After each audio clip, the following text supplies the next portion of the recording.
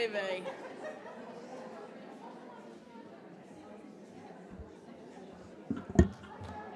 Hello, everyone. Can you hear me? Can you hear me? Hello? Can you hear me? You can? Can everyone grab a seat so we can get started? Ooh, that's quiet. Okay. All righty. Hello, Master Gardeners, and welcome to our fall Master Gardener meeting. And yes, I have my notes. It is wonderful to be here in person with all of you once again. I don't know about you, but I am totally zoomed out. Think about the Zoom meetings, those little boxes. Are we looking correctly at the meeting? Are we not? Do we have it on mute? Is the video on? I'm just glad we're all here in person. So I hope you had a chance to, as someone told me, meet, greet, and eat from 5:30 to 6:30 tonight. The food back there looks delicious, so hopefully you had a chance to try some. A few housekeeping issues. Number one, there is water. If you go out and to the right, there's a bubbler, or as we say in Rhode Island, bubbler. There's a bubbler, and there is water out there. Bathroom facilities, go out of this room, go to the welcome desk, and down on the right are bathroom facilities. There isn't a break this evening, so if you have to go and use the facilities, please get up carefully and leave the room. Okay, and then at the end of the meeting, we'll have our door prize/raffle. So please hold on to your tickets, and if you did not receive a ticket, please see Barbara right there. The lady, Barbara, raise your hand, right there. Okay. So some of you must be wondering, who am I? Well, my name is Karen Flynn, and I've been a Master Gardener since 2006, and definitely the time has flown by. I am currently a member of what we call the MG CAP team. We like acronyms, and that stands for Master Gardener Committee for Activities and Planning. It's the one I like the best. It's the fun group. Not to mention none of your other projects are fun, but for me, talk to me about a field trip, I can do it. Okay. And now tonight, I received the agenda from Miss Vanessa, and I am the mistress of ceremonies. I have been called a lot of things in my life. But mistress, Vanessa? So I decided, in this true spirit of education hours, to look up the word mistress. Yep, and I'm sure you're thinking of something else. So let's get some clarification.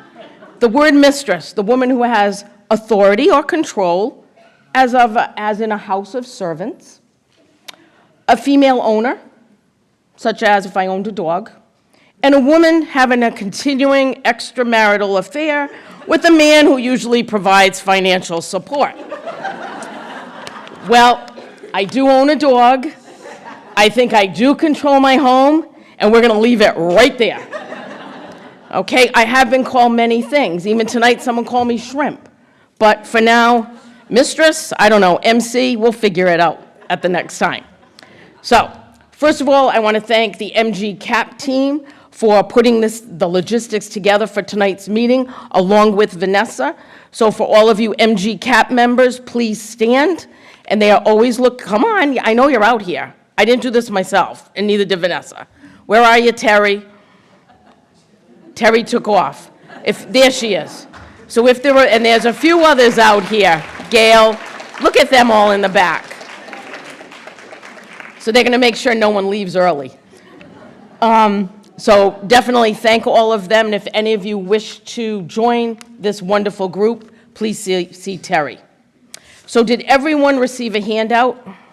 Which is quite cool, because before the meeting started, I did have a chance to scan this, and it talks all about Get Connected, which I'm very excited that's on our agenda for tonight.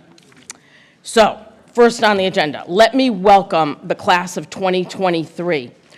Please stand if you are a member of our recent class. Wow, great. We are so delighted that you are here tonight, and we all look forward to meeting with you and working with you. So a big woo-hoo. Okay. So tonight we have a full and informational agenda for you, and I have a feeling this is where I have to click this thing. So bear with me. All right, so we're doing 6:30. Welcome. We have a video seating change, growing the community. Then we'll have a seating change panel. We will hear about the autism project, the Get Connected demo, which I don't know about you, but I can't wait for that one because I don't know what I'm doing with that. And I definitely need this. And then we're going to have a bunch of program updates, a revamp of the speaker program, school garden mentors, and upcoming events. Okay, so let's get started. And now what I'm going to do is turn it over to our state program leader, Vanessa Venturini. Thank you. Thank you, Madam Mistress. That's pretty funny. That was good. I didn't know, master, mistress, not all of the above. Okay, so I am so excited. We're going to world premiere this. We've never had a live audience watch this video. It is a partnership between Cooperative Extension, the Master Gardener Program, and To Which We Belong. Has anybody here seen that documentary or heard of it? I would love for you to all go home. Lindsay can tell us where to find it, but it's streaming on a lot of different services. It's all about regenerative agriculture. So there's this broader, full feature-length documentary, and we happen to have a documentarian who took the Master Gardener course and realized this cool connection that we could make. We'll hear a little bit more about that connection. We're going to have a panel discussion with one of our stars and one of our behind-the-scenes producer, director, Master Gardener, and we can kind of see where the connection was made. But we are so thrilled about this partnership because not only has this beautiful video come out of it, which was kind of my dream, and I appreciate that you did this prior to going on maternity leave, Lindsay, but also it showcases I think Jacqueline was just saying, it showcases the breadth of this program, and today's evening is all about what meaningful experiences you have when volunteering, and we hope a lot of you will be sharing that.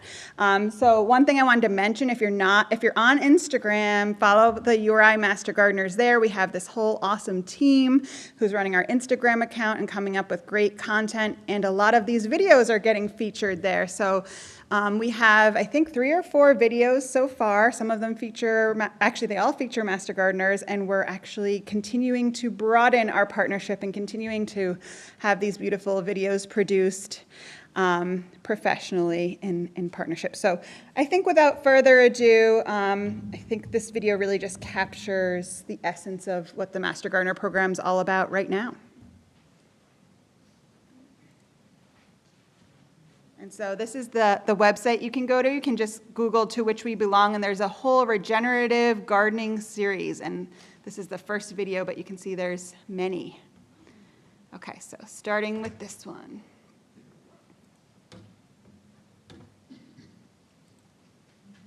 The Master Gardener program is a community education program where folks are sharing good gardening information in the community, whether that's helping people grow their own food, be better caretakers of the land, or have a way to improve their communities around them. I'm Jacqueline Mercado. I'm a case manager for the House of Hope stabilization team. So House of Hope is an organization who helps people who are homeless. We affirm that housing is a basic human right. I became homeless at 15 years old. They like people with lived experience to hop on board because we know what it is to feel isolated or to feel like you're away from your community. But then we also know that this is a time where you can build goals and build another community, something that's more towards the goal you want. And meaningful activities is one of them. Eating well is mainly everyone's goal. The homeless diet, it's like if you've been out there 10 years, you've been having sugar and salt. And a lot of our residents deal with high cholesterol, diabetes, high blood pressure. So coming in, learning the gardening, even though I've been in love with gardening, being a master gardener taught me more, especially the mentors that had helped be beside me developing these gardens. I learned a lot. Having the gardens here helps my case management because it gives me an activity with them. Having something to do in the spring and then getting ready to communicate and engage with the community. Reaching out, volunteering, all that comes up when we're in the garden. Family, reunification, that comes up while we're in the garden. We had lettuce this year, we had carrots, we had tomatoes, we had cucumbers, we had watermelon, which was really good this year. It was little harvests, but that little harvest still went to be incorporated in people's dinners. It teaches me a lot when I'm hands-on. It gives me a sense of peace, pride, and I'm learning a lot from the people around me. So all of those things in one is holistic for me. And when you battle certain things like mental health, those little areas add value to your life. So it was really important to us to partner with nonprofits that are already working to improve the local food system and improve access to good, healthy food.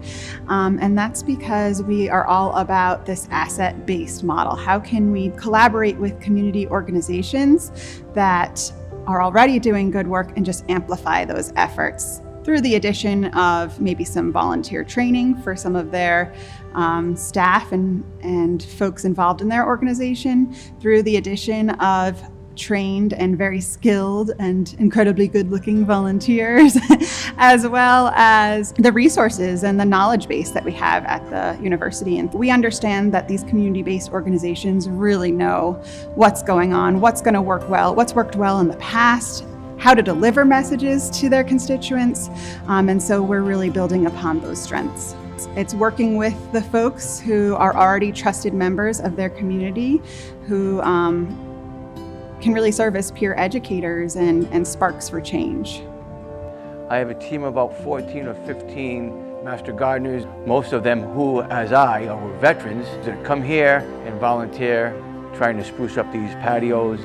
Very dedicated, dedicated to the patios and to the veterans who live in these patios. And one of the things that we do here is we communicate with the veterans. What do you want to see in your patio? What kind of plants do you want? And in the greenhouse, we start in February and we start growing those plants right here on site. And the veterans love to get out there and they help water during the week and pull a few weeds and whatever they can do. And at this time of the year, they enjoy harvesting some of the fruits of everybody's labor, including theirs. Most of the flowers, if not all of them, are not only native to North America, but they're pollinators. And they attract bees, butterflies, hummingbirds, and this is what our veterans enjoy, hanging outside, sitting in a patio, and just watching the wildlife. Being a veteran, I just like the idea of giving back to our veterans. They served us, it's time for us to serve them. So traditionally, Extension's been all about bringing the research of the land grant system out to the people who need it, but that really makes the assumption that the university is the only place to go for solutions and for knowledge, and that's really not true. So these days, we're changing our approach to be a yes and approach. So it's not one or the other. And an example of this is honoring both research-based information because we love science, we are a university, but also honoring the localized experiences of the community members themselves, ancestral knowledge that people bring with them, whether that's traditional ecological knowledge from indigenous communities, whether that's the information that immigrants and refugees are bringing with them from home and seeing how that can be applied locally. It's really just a lot richer and more beneficial to be looking at all these ways of knowing. There's actually a land-grant university in every single state in the United States. Each of those universities is tasked not only with educating undergrads and performing research, but also sharing the resources and the knowledge that's generated from the system out to the communities and the farmers and the homemakers who need that information.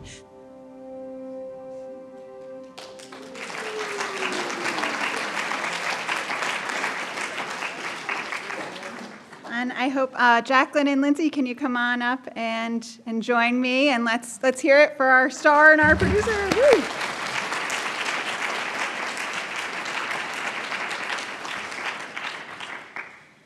Okay, so I have a few questions.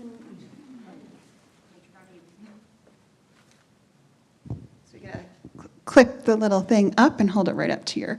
I just want to acknowledge John Toomey, who couldn't be here, but I know he's watching, and you choke me up every time you say it's time to give back. I literally got tears in my eyes, so beautiful. So I wanted to start by asking, actually, Lindsay Richardson. You can see she was class of 2022, so this is a brand new intern, soon to be master gardener, and she's the co-director and producer of To Which We Belong, as well as these videos. And Lindsay, I wanted you to tell us a little bit about how the collaboration came about. Like, what kind of sparked this idea for you? So we have been, our film To Which We Belong has been out for a couple years now, and often in Q&As, people who are not, it's about farmers and ranchers and people who want to do something but in their own backyard. Sort of the idea of how do we bring regenerative agriculture into our own backyard was something that I was really curious about personally, and then also how could we help other people know about this through short films. So that was sort of why I first started the course, and then reached out to Vanessa and Kate to see about the potential for collaborating, and then have the gift of meeting wonderful people like Jackie and others to help me do that. And Sue Scotty, who's, I don't know if Sue's here, but. Oh, yeah. There's some really great seed starting videos from Sue Scotty. So maybe you've seen her teach that in person. We've now got beautiful, professionally produced videos. And she kind of sounds like I don't know, it's like the most soothing voice ever. It's like Bob Ross / Mr. Rogers. So you'll have to check those out. It's like really calming. I want to listen to it when I go to sleep. I'm going to switch over to Jacqueline Mercado, one of our stars of the day and of the year and of the month. It was kind of cool because this was filmed, I think, a year ago, so it's like perfect timing to show it. It's in the fall. And so Jacqueline was class of 2016, and she's actually now on the Master Gardener Leadership Council as our JEDI co-coordinator. She's the project leader or liaison at House of Hope, and she's also, as you saw, a case manager, so she's a staff member at House of Hope. So Jacqueline, I'm wondering if you can tell us a little bit about, like, how did this project, maybe elaborate more. You talk a lot about it in the video, but how did, being involved in the Master Gardeners change your professional or personal growth? I love hearing you talk about this. I'd love for you to share.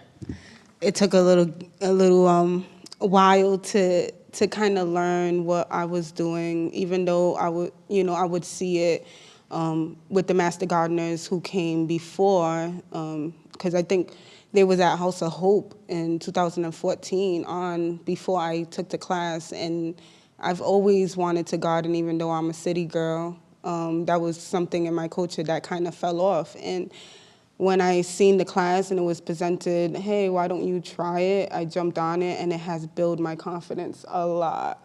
Public speaking wasn't my thing. Now all I do is public speaking. It built my confidence of working with people who are very more experienced than I am in those certain subjects. And so it definitely built my confidence, I can say. I've seen you grow so much. That's been probably one of my favorite things about this job is getting to interact with people and see them on their journeys and how the Master Gardener program influences that. So thank you for letting us be a part of it. So Lindsay, we'd love to hear more. Like, what was it like learning more about these projects through this process and getting to meet Jacqueline and John? I mean, it was great. Yeah, it was fun for me as a new Master Gardener to just get out there and see the breadth of all of what you guys do. And I mean, I feel like it's just the tip of the iceberg, some of the things that I've gotten to see. But yeah, it's really amazing. It's a testament to the work that you all do. I'm very new to this, but it was fun to bring my filmmaking hat to the Master Gardener mission. And I hope to interact with more. We're going to do a series of reels for social media that will be on the To Which We Belong platform, but also on the Extension and Master Gardener platforms. So I'm hoping to get to meet a lot more of you and profile the wonderful work you do. Yes, if anyone wants to be the next star, reach out, because we're looking for some more folks to share their knowledge. And what we love about this, so this is this nationally being shared then? I love kind of how this can have a far reach. Yeah, you'll notice how the end of this video we tacked on, like, there's extension programs in every state. Our audience actually is international, but this series, because of, it's all over the US, but also all over the world, we're really hoping to encourage people not only in Rhode Island to connect with their Master Gardener programs, but across the US. It's beautiful. And Jacqueline, can you tell me more about what have you learned in volunteering, or what do you get out of volunteering with the Master Gardener program? You did talk about, how it's changed your personal development, but, and I also wanted to mention, I noticed that the To Which We Belong people, they have an awesome social media team. I guess it's not you who's doing it, there's somebody else. Meredith, she's incredible, and they even put the recipe for that salad you made up on the website, so everybody can check that out, the white bean salad. Looks so good. So were you always into cooking, or has this changed, the way you look at gardening and cooking? I know where it's coming from now. It was cans at first. Yeah. So yeah, it did. I think I take more pride in being able to sit down with the residents of the organization and being able to pick what would they like, what flourished this year and they harvest, and what would they like next year. So I guess delegating, I've learned a lot of that, and just being able to be open with the residents and be the person who can show them how to garden. A lot of them show me how to eat certain foods, because they're like, just boil it and throw salt and pepper on it. I'm like, no, you gotta put adobo and sazon and stir fry it. So I got to learn a lot too from my residents and the history that they have. A lot of them too come from areas where they can grow, or their parents had grown with them. So that brings good conversation and dialogue. That's really cool. We can connect through gardening. Go ahead. I just wanted to add something, when you make such a short film, so much ends up on the cutting room floor, but Jackie shared a really nice thing about how being in the garden with the residents really connected them with the greater community, and that, I don't know if you want to talk about that. I just loved how you spoke about that, and that kind of created this community space where neighbors of the house felt open to come and have conversations that I think weren't really made possible, or weren't as possible before. Yeah, unfortunately, that's one of my bigger things for speaking is the stigmas against homelessness, and what thought you think of when you see homeless. And believe me, I've been out there, so I've met a lot of people who unfortunately just come to hard times, and they actually are doctors, and they actually were, business owners and things like that, and they fell on rough times. And unfortunately, when you're homeless, trauma already comes with that. So other things take along with that. So just fighting the stigma against it in the communities that we place our buildings at, well, mainly develop our buildings at, like this one in particular is an old mansion, 230 years old, and we rehabbed it to be a low-income housing, supportive housing. And it was hard with the community to accept it because they were scared of, again, robberies, drug dealing, things like that. So, but when they actually see the residents out in the garden and see the master gardeners out there working with them, seeing that rapport being built there too, and they can actually look out their window and be like, wow, they're regular human beings. Yes, they are. And so it is really, really good to have that there and to have that highlight. Yeah, and it just so happens to be the block I grew up on. So when we got to take a tour, and that little turret at the top of Fair House, you can look out in the back, and I was like, there's my childhood bedroom. This is so Rhode Island. But yes. And it's also Rhode Island, so it's great to build these relationships. And I think what's really inspiring is the Master Gardener team. They came in, they built this beautiful garden. They grew so much food that I think you started donating to other locations. We've got 2 gardens there, but now it's in this beautiful community-led moment where it's really the staff and the residents. That was always the intention, adopting the garden as their own. So can you kind of share how this year has been going? I know we're going off script here, but Yeah. So we tend to harvest the garden. Now that we have, I was just speaking to someone else about this, but now that we have a little more collaboration with, we're giving our supportive housing skills to other property managers who want to have supportive housing in their buildings. And so now we have one that's like 15 units. And so if we have a lot of something, we can just bring it there and they can go into their food pantry and grab the food, grab the produce. And how did your garden produce this year? Did you have a good harvest?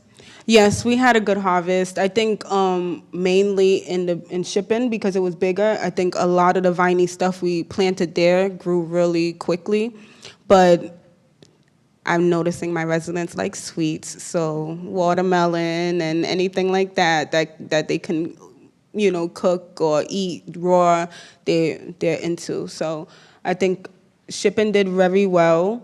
Fair is still going, actually, in Fair. There's a lot of herbs and stuff we can still harvest. So I think at this point we're maybe up to 100 pounds of harvest this year. That's beautiful. Yeah, Shippen Ave and Fair House. They're like two different streets in Warwick where the houses are that have the gardens. So that's what she was referring to. Yes. The lingo. And you're one of our I must say, you're one of our longest standing partners, and this was kind of our dream that we could, we're getting approached by lots of other organizations that are similar to House of Hope, and so we see this as really a model partnership. But I appreciate you. We appreciate Definitely. you, and we appreciate all these collaborations that are bringing us all together. So let's hear it for everybody again, and thank you.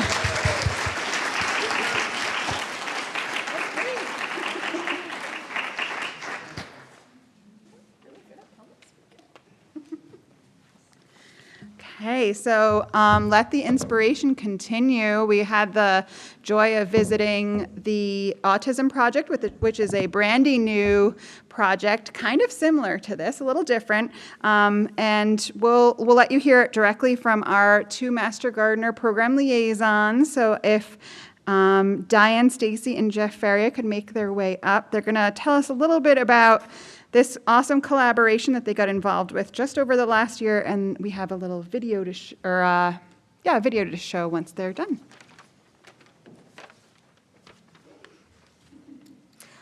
I have my notes because we're on a time schedule. But good evening, and what we just heard from your program, ours is just starting, and hopefully will develop just like yours.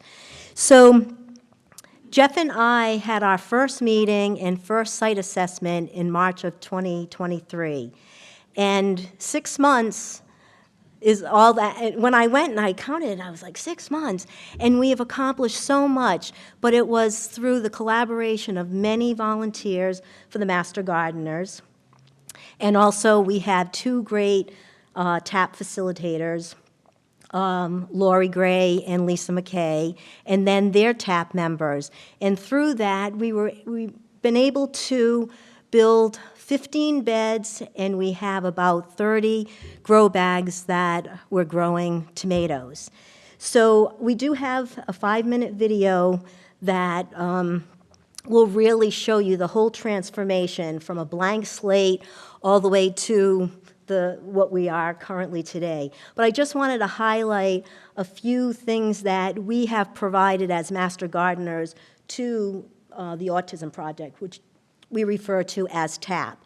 So the first thing is we obviously conducted a site assessment, and we gave them their best location for their beds because they had a flooding problem, and so where they wanted to put it, they couldn't. And so, but it ended up that they're in a much better location for where the beds are. And so they had already 2 metal raised beds, and we built, as Master Gardeners, with the help of the TAP members, to build 13 additional beds. And we filled it. We taught the members how to use I always forget how to pronounce this, Hugel culture method. And so you'll see in the video the lineup of these guys, and it's great because there's a variety of different levels of people with autism. And it was so great that we were able to teach them all how to do them. And besides that, we used the square foot garden technique. So we taught them how to do that and how to mix the Mel's mix, which is a combination of compost, vermiculite, and peat moss, thank you. And so you'll see that they're mixing it in there. And so we helped with their plant selection and then also telling them where they should place each of the plants within the bed. Of course, we got many more plants than we had anticipated, so we were like kind of overwhelmed of, okay, where is things gonna go? So you will see that also in the video. We have like these little stickies that we tried to place where the plants were gonna go, and then that was how we communicated to the members.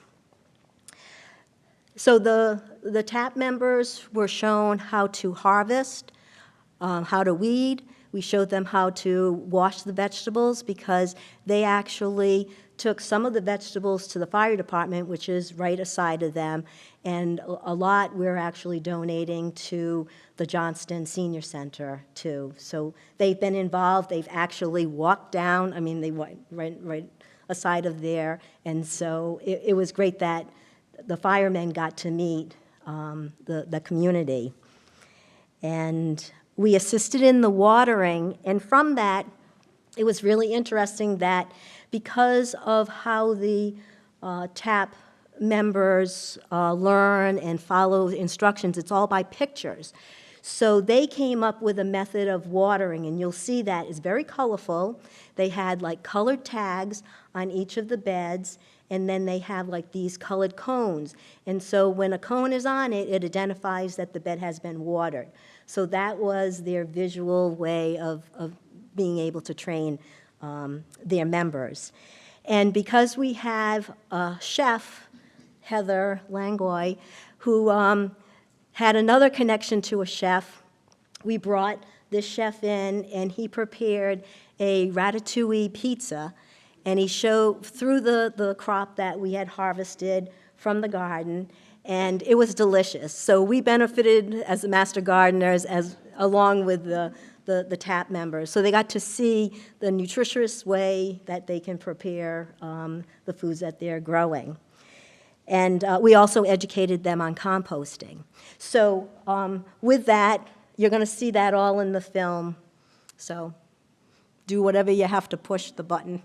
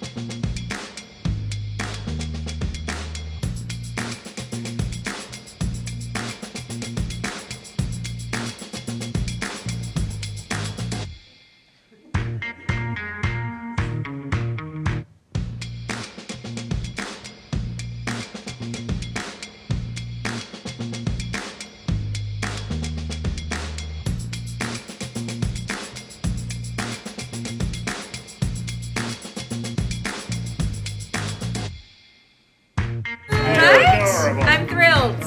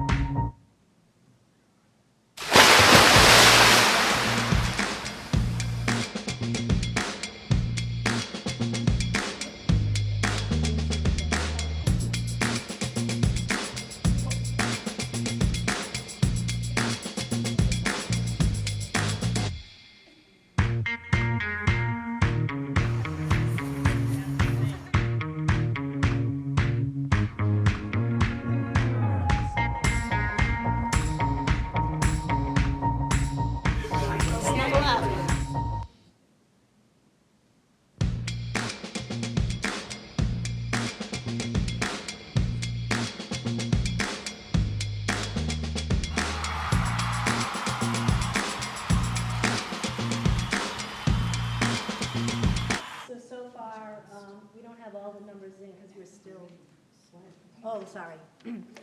We don't have all the numbers in because we're still harvesting, but as of the beginning of September, we've harvested like 170 pounds. So, and Jeff has.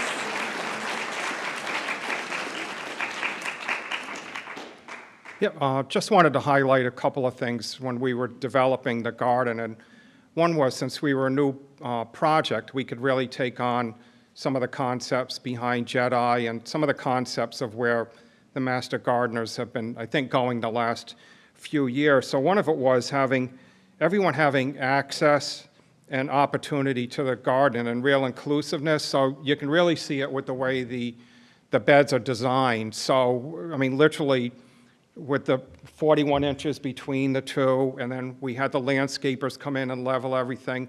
There are a couple of members, I think, that are in wheelchairs. There's one individual who is blind.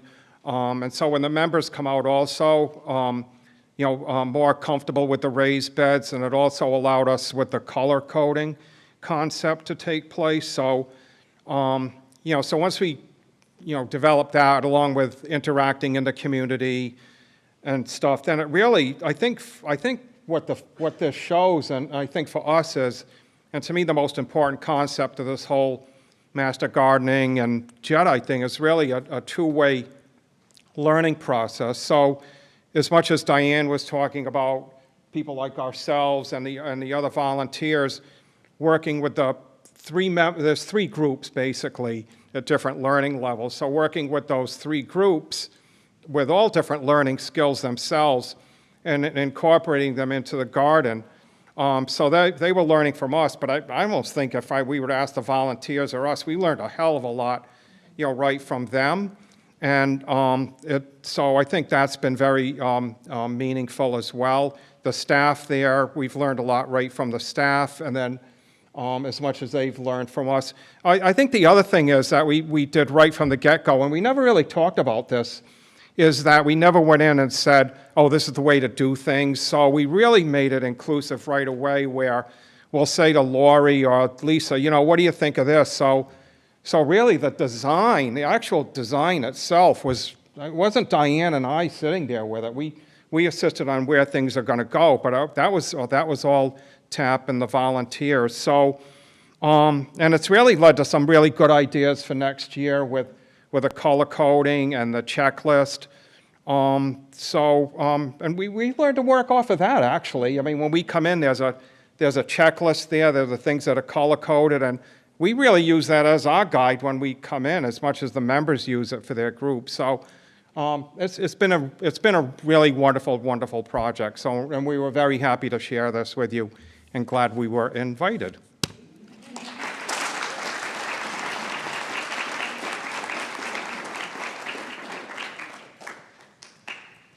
Thank you, Jeff and Diane. Little ditty.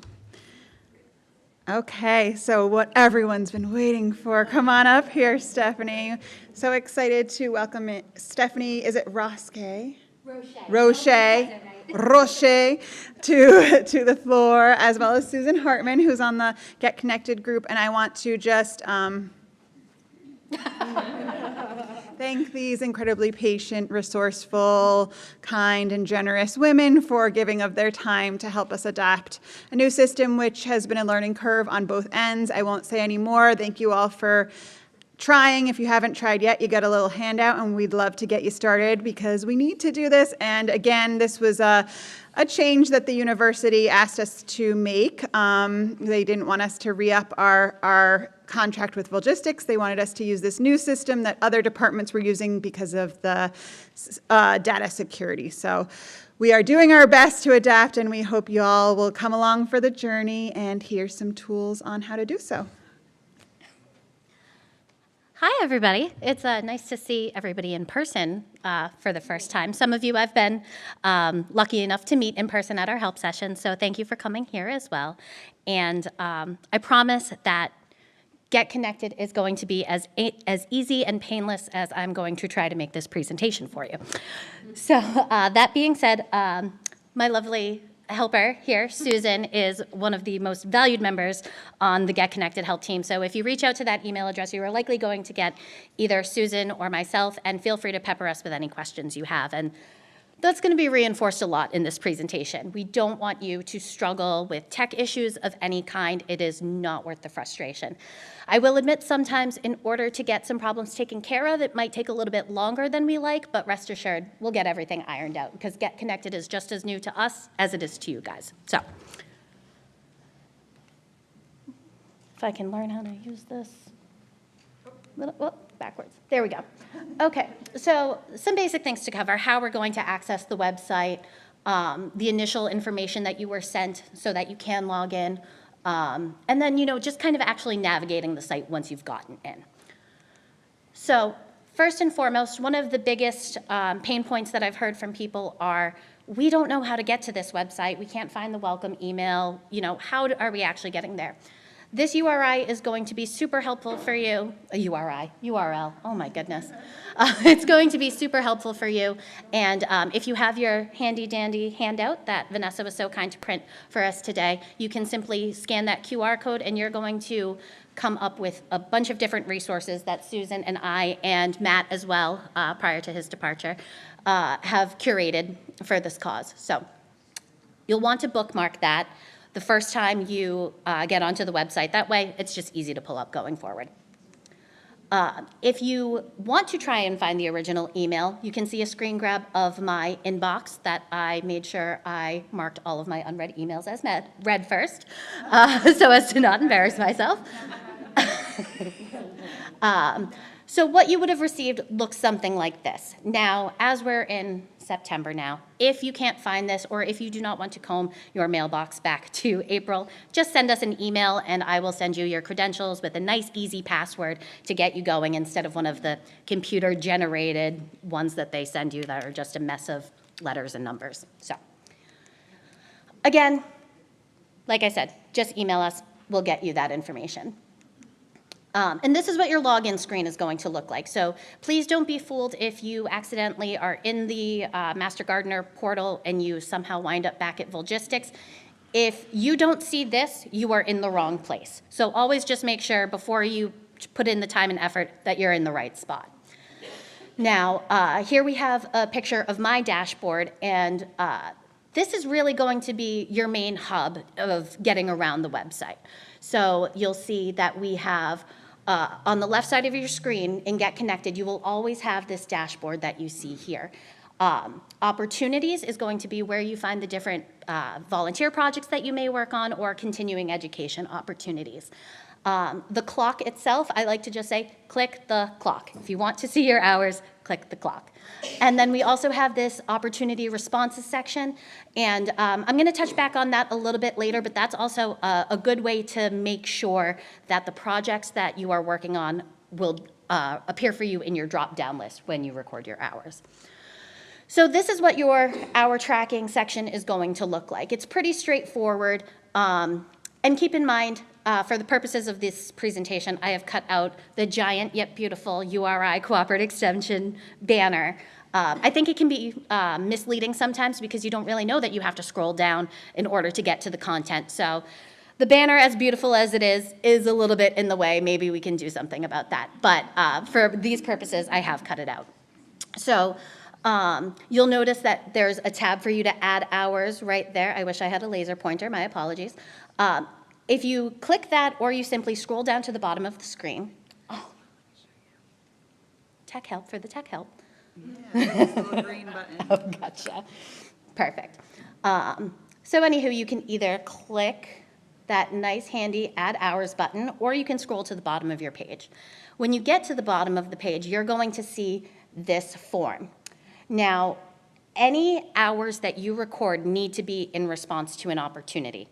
I will say that until I'm blue in the face. They have to be in response to an opportunity. So if you have not gone in to get connected and responded to that opportunity, it is not going to show in this drop-down list for you. So we can simply, I have filled out an entry for myself for the Plant a Row for the Hungry program. Great program. I encourage all of you to do it. I'm sure we all produce a lot of excess in our gardens, so it's a great way to make sure that it gets to people who are most in need. At any rate, so I'm going to select the opportunity, in this case, Plant a Row for the Hungry, and then I'm going to move over to the detail side. So you can either type it in manually or you can click this little calendar here and it will pull up for you and you can select the date. Of course, the number of hours that you worked. If you traveled to your opportunity, you should include that there. We definitely want to know, the commitment that you're making. Traveling is definitely part of your volunteer journey, and we're, really glad that you guys stretch yourselves across the state for us. And user groups. This one can be a little confusing.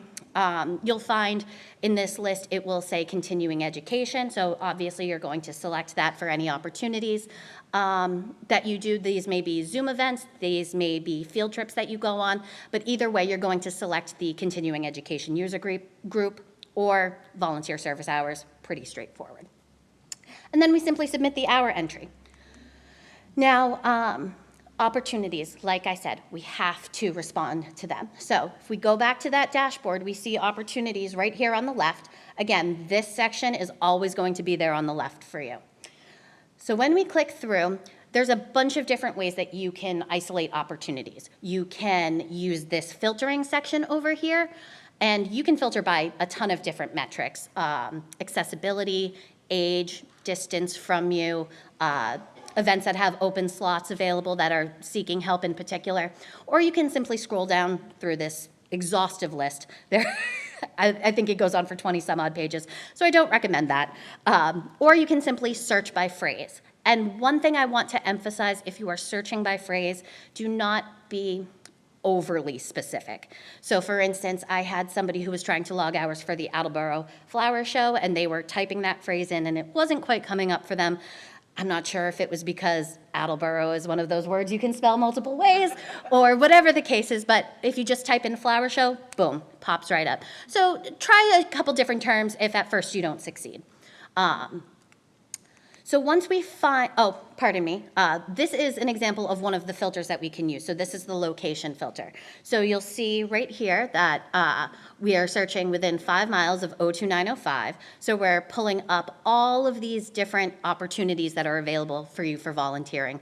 And of course, if you tap on one of the pins, it's going to give you more details about the different projects in that location.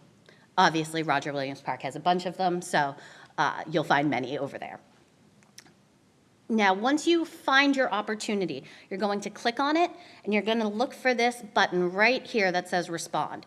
Once you click on that, it's going to open up yet another page, and you simply need to submit your opportunity response. From there, it will always show up in your hour list when you go to record hours. Once you've done this, you only need to do it once. I know it's a little bit out of the way, but one time, and that's all you need. And it's also good that you can include notes for the project leader that you think might be relevant to your availability or your capabilities or your interests. So please feel free to include that information as well if you like. And of course, the beautiful QR code. Please feel free to scan this. It's on your handout. This is going to bring you to user help guides for both the desktop and laptop versions that you may already be using, or we also have a mobile guide that Susan saved the day and developed. And we're also going to continue adding content to those as we get feedback of more pain points with Get Connected. And as you get used to using it more and we get into some more complicated things with the program, you'll have the resources there to help you.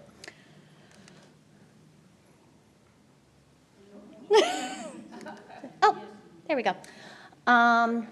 So again, like I said, frustration just isn't worth it. I would much rather you reach out to me and, we'll tackle it. We'll figure out whatever it is. Even if I have to do do it on my end and then, we can follow up on how to do it on your end. Whatever it takes, we'll get there. And I realize Get Connected is not a perfect program. I don't think anybody here would try to tell you that it's perfect. That being said, we have a concrete list of some things that we've received as feedback from you folks, as well as, our own use of the program that we're going to push to the developers and say, hey, listen, it would be really great if the program did this. So stay tuned.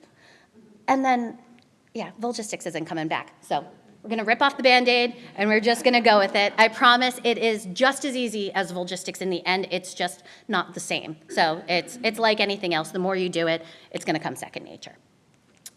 And we are going to have an upcoming help session. This is our first Zoom help session. So I encourage you, if you're able to log on and you're just having some trouble navigating the site, this is going to be a great opportunity for you to ask any questions that you may have. And there are going to be more help sessions announced. They're going to be in session. There are going to be Zoom sessions. So kind of a mix. And you'll always find that information via the dirt. And we can't thank you guys enough for taking on this monumental task of getting to know a new system. I know a lot of people may not be computer friendly, and we are part of this community because we love to grow. And that includes growing together through the pain of the new system. So thank you guys so much, and I appreciate your patience as you deal with these problems. I'll try to get back to you as soon as I can, Susan as well. And again, never hesitate to reach out. So I will turn you back to Vanessa.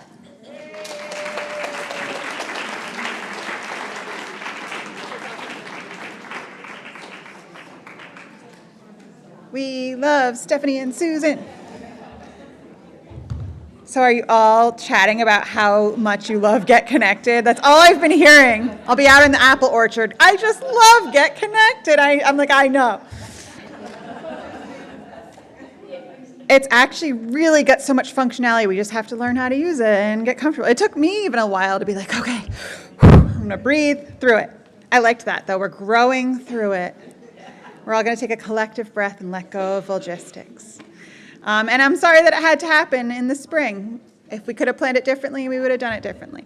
But now on to some happy, beautiful stories with some updates from the program and back to the Madam of Ceremonies, Karen.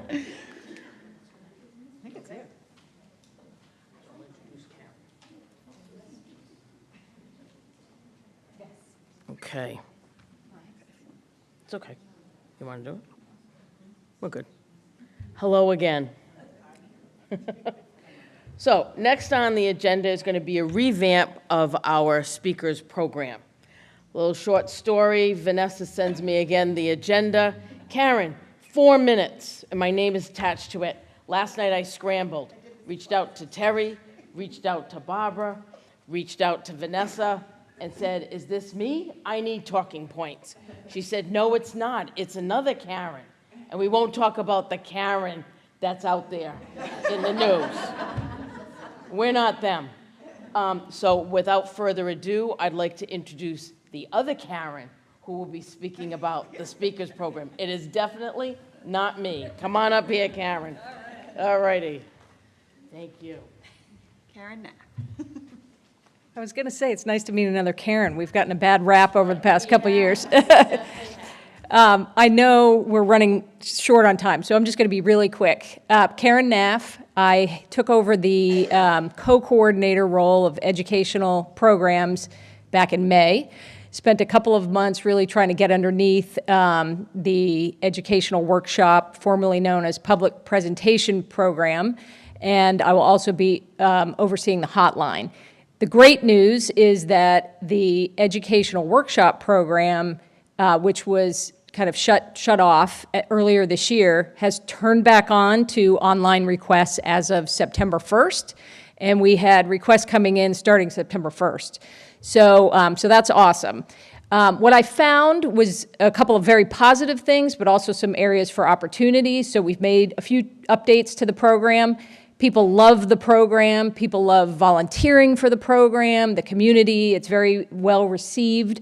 So certainly want to continue doing all the wonderful things that we've been doing and even more. What I also found was that behind the scenes, the processes were very cumbersome, and we needed to make a couple changes to make sure that we had a good support system in place to be able to match speakers with opportunities. So we have a new team of 4 volunteers who are going to be receiving those requests and also finding speakers. So if anybody out there is on our speaker team right now, you may see some new names coming through your email. I also wanted to let you know that we have streamlined the amount of topics. So there were 33 topics that an organization could choose from, and it was quite cumbersome trying to find people to speak on all of those topics. So we actually did some data analysis based on some of the data that we have from historical events, and we found that there are 12 topics, which actually accounted for about 90% of the presentations that we've done over the past 3 years, and also that had the highest attendance when we've done those presentations. So we kind of reduced the number of topics. We will always revisit that and see if there are new topics that we should be adding or taking away. But for now, that's what we're doing. I would love to say also that we are always recruiting for speakers. So if you have any experience speaking, or if you'd like to learn how to speak publicly, we are open. My number is up there, 617-283-5963. Either jot it down or take a picture of it and give me a call, and I will walk you through the program and all the tools and resources that we have. So thank you.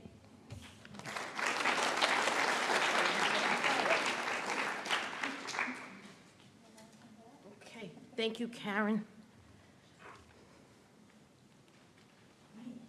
Next is the School Garden Initiative. Come on up, Joan. Okay, I introduce all of you to Joan. Which way do I click? The right. Okay. Welcome. And you know, this is going to be a request too. If anyone wants to join the School Garden Mentors, reach out.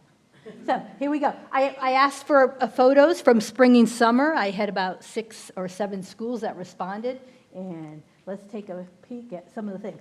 One of the things I love is, there's our gardening project in the center. Look at all the offshoots of where we can go in learning in the garden.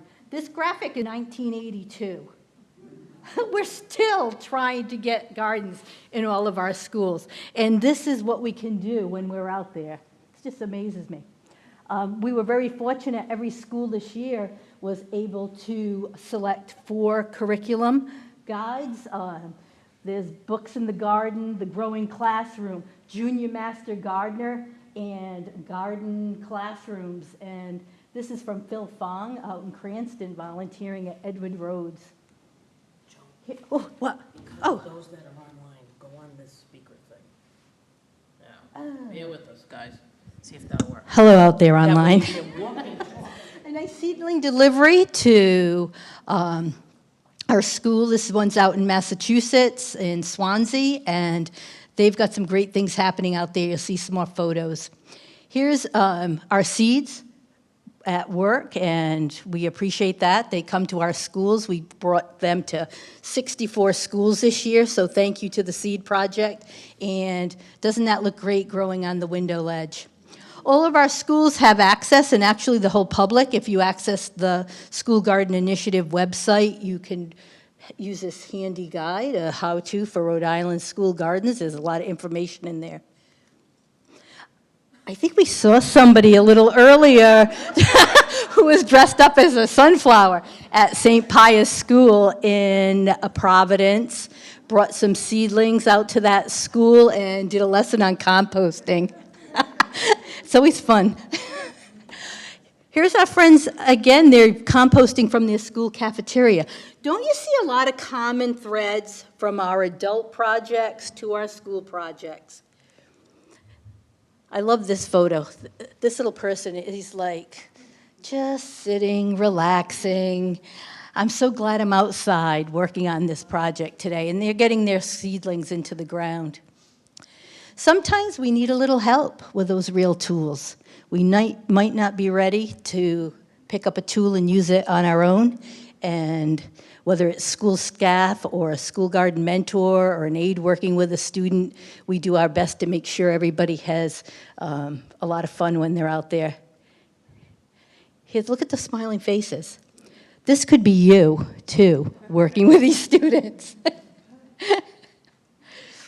You know, sometimes it's not all about the vegetables or the flowers, it's the other things that you find when you're peeking around a garden. And for kids, it's just fun to make it, you know, let's find some wildlife that's out there, let's find something hidden in the grass, in the hay. Here we are back. I love this one too because we've got the workers, and then you notice in the back there's the folks with the phones. Maybe they're photographing the garden, I don't know.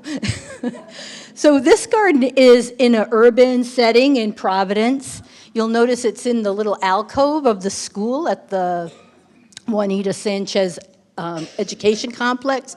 The school garden mentor there is Susan Shim Gormley, and this is they garden all season. Here's some more photos from them. They've got some great things happening there. Back to another urban setting also, and you'll notice, you know, sometimes it's just a few garden boxes set on the grass. Sometimes they're on the concrete. We do have a few schools that have rolling garden beds. They can move them around.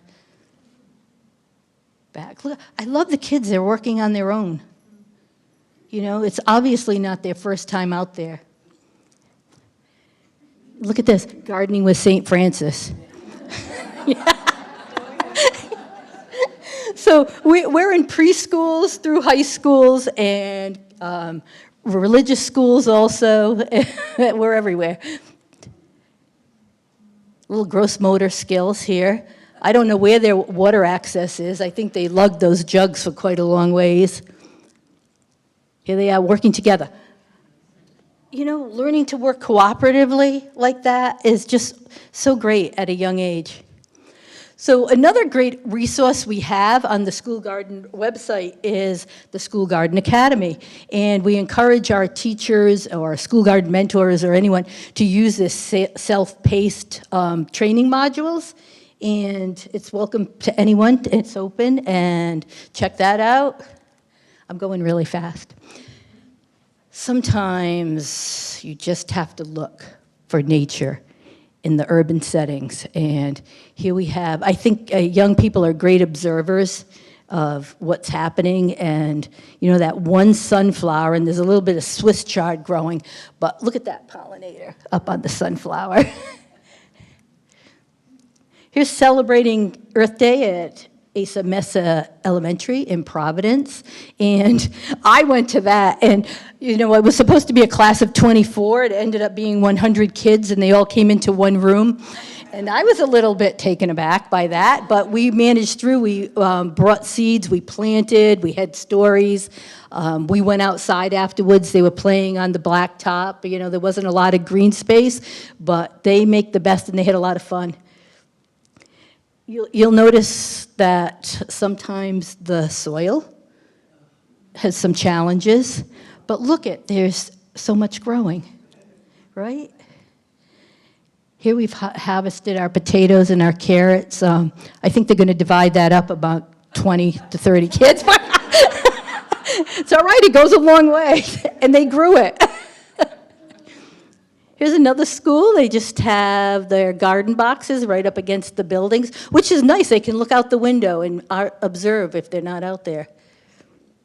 Sometimes you just have to look for what's growing along the concrete. And this school, this is Gilbert Stewart Middle School in Providence. And they did a great job. They went out looking for what else was growing. Here they are. They found all these too. Students are great documenters. Here's our seed project at work again, right in the classroom. And here's Sandra Cook planting those seeds yet again. She works in Providence, and she also works at the CDC here on the campus. Don't you just need a great outfit when you're working out in the garden? See, you all want to work with schools. So if there are any school garden mentors out here today, there's a $500 grant that's available right now for applications are due October 20th. Kids Gardening is a great resource, and the applications are usually fairly easy, and I think we'd have a good shot if your school is interested. So here we are again. We're this is a little blurry, but we're pre-teaching. She's reading. Children have seeds in their hands, and now we're planting them. We've taken it, the whole process. How nice. And then, where do they go? So they've been hands-on all along throughout this project. You'll notice this is a ruler. Up here too, math in the garden. Here we go, square foot gardening. We saw that already in some of our other projects. Here's square foot later in the season. All right, this cracks me up. See how long the line is? And see how little those watering cans are? Patience, cooperation. It's just, so many wonderful things happen when you work with little people. And so there's if you are interested, coming soon, there's School Garden Mentor, School Garden Academy 101. Watch the dirt for the enrollment. And if you know anyone or a school that is interested in joining the project or the initiative, we're accepting partnership applications until October 31st. Here we are back again. Look at them all. I love this picture too. Look, I mean, with them all looking in, it's just amazing. And what garden wouldn't be complete without learning about red wigglers? It takes a lot sometimes to get children to have worms in their hands. And this is a very well-requested lesson. And to finish it up, here's our friends just relaxing. Where would you rather be, in your classroom, or would you rather be outside? Learning's, look at, they're just having conversations, and not everybody has this beauty, but, you know, they're learning mindfulness. Here's another, this is Tiverton Public Library, and they're learning about monarchs. And I think this was a joint project. Some of our other master gardeners built that butterfly habitat. Yeah. So, thank you to everybody, the school mentors, the students, the regional managers, and it's a great project, so let me know. Thank you, Joan. You're welcome. That was great. Thank you. Okay, moving right along. We have a bunch of continuing education classes, and if you look at the back of your sheet that had the Get Connected scan, look at the back, it lists all of the classes. So you'll see, and I'll go quickly through this. We have September 30th coming up, we have October, and of course, check the dirt for details. bats over broccoli in November, could be something for Thanksgiving, one never knows. A Gould lecture on November 18th. December's pending, but remember, check everything out in the dirt. And if you are registering for these classes and you can't attend, once you become a master and get connected, please cancel. Okay. And then we have our coming attractions in 2024. All righty. So, next one, near and dear. Okay, what's coming up? Field trips. This coming Thursday, 32 lovely Master Gardeners and their guests will be venturing to the Blue Garden in Newport, Rhode Island. We were starting with one session at 11 o'clock, and we have room for another one at 12:30. So we're very excited for that one. The next one is coming up, and see more in the dirt because I have to write it, but I wanted to get through this first. We're going to do something a little bit differently, sort of like a time to relax, enjoy, and head out to the Jonathan Edwards Winery, hopefully on October 14th. What's nice about this winery is it has non-alcoholic beverages, so you can have all different types of libations. And it has food, and you can also bring your own or purchase munchies. So details will be coming, forthcoming in the dirt. And then in the past, we've done the Kinney Zalia Gardens. That was in the spring. We went up to the Elizabeth Garden and Mark Twain Home for tours. That is in Connecticut. We did Lavender Waves Farm in the summer. And hopefully, we're doing the Blue Garden and Winery next. Then we'll take a break for the holidays. We'll begin planning for 2024. And if you have any ideas, by all means, that's my email address. Send me some ideas, and we'll be happy to see if we can accommodate those. So thank you very much. Okay. Next one, Saturday, November 4th, at Valley Country Club will be our volunteer recognition event. And if you notice tonight something different, we did not have pins this evening because we need lots of updates and get connected. So once we have all of those, then we'll be ready for our recognition event on November 4th at Valley. Breakfast will be included. So more to come on that. Okay? And our garden symposium is back. Mark your calendars. March 2nd, Saturday, it will be at URI. It's a full day planned with enthusiastic speakers. There'll be a panel discussion, vendors, and what's better, you're going to be in person with your fellow Master Gardeners and friends.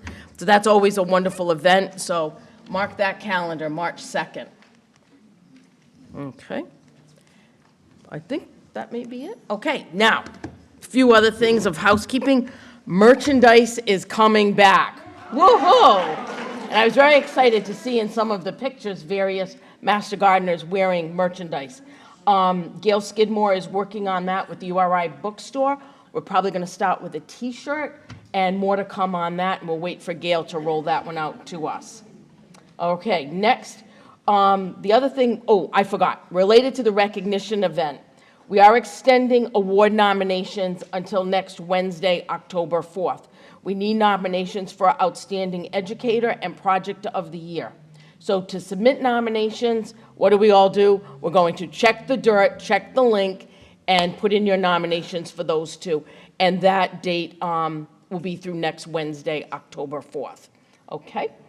And let's see, merchandise is coming back. Now we're going to do the door prize / raffle. Come on up, Claire.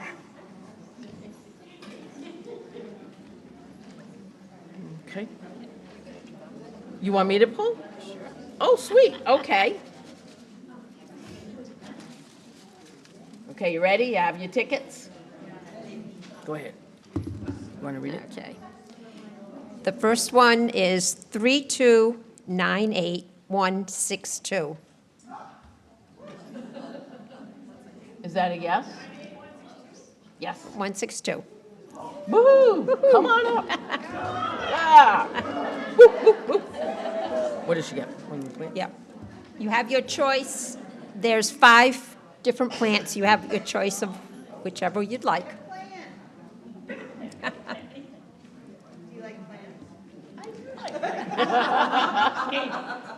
Ready? Okay, thank you. And there are tags underneath them, so you see what you're purchasing. Lamb's ear? Culver's root? Tell us what the plants are. Here you go. We have. Hello? Hello? Is that on? Shasta Daisy. Hello? Is that on? Just keep pulling them All right, keep going. Yeah. There's some good stuff. Okay, here you go. Okay, next number, 3298110. Yeah, all right. What a team, what a team. Go Team Claire. Okay. Oh, no, I trust you.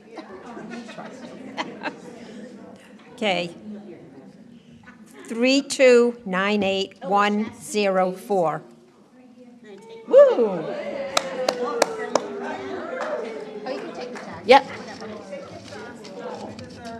All righty. There you go. Good. Okay. 3298102. Yeah. Congratulations. All right, Karen. How many left? Two more. Actually, one more. All right, final number. 3298121.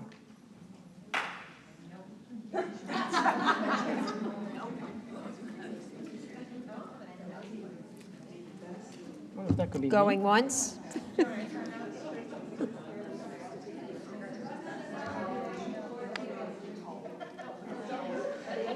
I'll say it one more time and then we'll go on to the next. 3298121. Nope, Okay. next. Next one.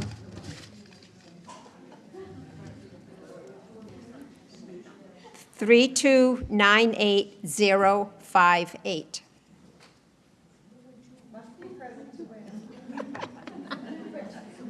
Maybe in the bathroom. Weird. Here you go. Okay, third time is a charm. 3298057.